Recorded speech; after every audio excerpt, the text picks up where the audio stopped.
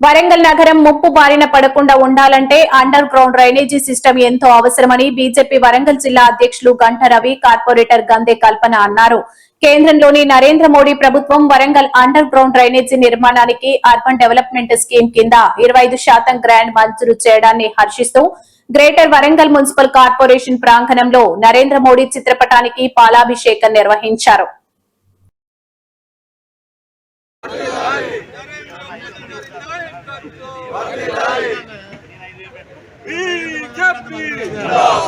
BJP जिंदाबाद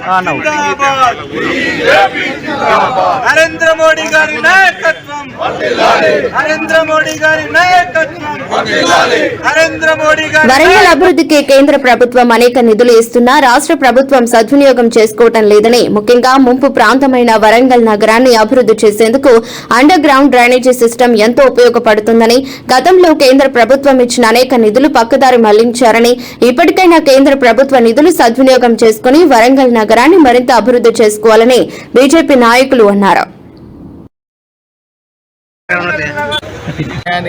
ఖర్చు పెట్టకుండా యూసీ సర్టిఫికెట్స్ ఇవ్వకుండా ఈ వరంగల్ మున్సిపల్ కార్పొరేషన్ నుండి అనేక నిధులు వెనుకకు వెళ్ళడం జరిగింది.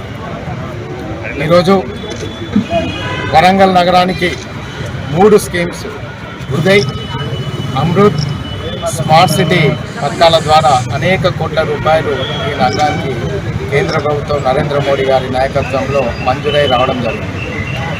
దాంట్లో భాగంగా ఉదయ్ పథకం కింద 42 కోట్ల రూపాయలు మన మహానగరానికి వస్తే ఆ 42 కోట్ల రూపాయలతోని వరంగల్ యొక్క చారిత్రాత్మకమైన కట్టడాలను సుందరీకరణ చేసుకోవడం, ఖర్చు పెట్టుకోవడం జరిగింది. అక్కడ ఫసాడ్ లైటింగ్ కోసం ఖర్చు పెట్టుకోవడం జరిగింది. అదేవిధంగా భద్రకాళి చెరువు ట్యాంక్ బండ్ కోసము దాదాపు 30 కోట్ల రూపాయల దాకా ఇదే స్కీమ్ కిందనే మనం ఖర్చు పెట్టుకోవడం జరిగింది. వాటితో పాటు ప్రసిద్ధిగాంచిన పద్మాక్షమ్మ దేవాలయము, జైన్ దేవాలయం యొక్క మరమ్మతులు, అభివృద్ధి, భక్తులకు ఎలాంటి ఇబ్బందులు లేకుండా చేసుకున్న ఏదైతే అభివృద్ధి కార్యక్రమం ఉందో అవన్నీ కూడా కేంద్ర ప్రభుత్వం ఇచ్చిన ఉదయ్ పథకం 42 కోట్ల రూపాయలు. అదేవిధంగా అమృత్ స్కీమ్ ద్వారా జరిగే మున్సిపల్ ఎన్నికల్లో ఖచ్చితంగా మన బీజేపీ నుండి మరి ఎమ్మెల్యే, ఎంపీలను, కార్పొరేటర్ని ఖచ్చితంగా ఎక్కువ స్థాయిలో గెలిపించాలని కోరుకుంటున్నాను. ఈరోజు మరి మనకు ఇన్ని నిధులు 661 కోట్లు ఒక స్కీమ్ ద్వారా, అమృత్ స్కీమ్ ద్వారా మరి మన ప్రధానమంత్రి గారు మనకు ఇచ్చినందుకు వరంగల్ అందరం కూడా మనం అందరి నుండి వారికి పాలాభిషేకం, పుష్పాభిషేకం చేయడం జరిగింది. ఇప్పటికైనా ఆ నిధులు మళ్ళీ దుర్వినియోగం కాకుండా సఫలీకృతం కావాలని మరి అందరికీ మన వరంగల్ డ్రైనేజ్ అన్ని సంస్థలకు అంటే ఎక్కడైతే దేనికి అది మనకు కేటాయించారో అవన్నిటినీ మనము యూజ్ చేసుకొని ఖచ్చితంగా డెవలప్మెంట్ చేయాలి.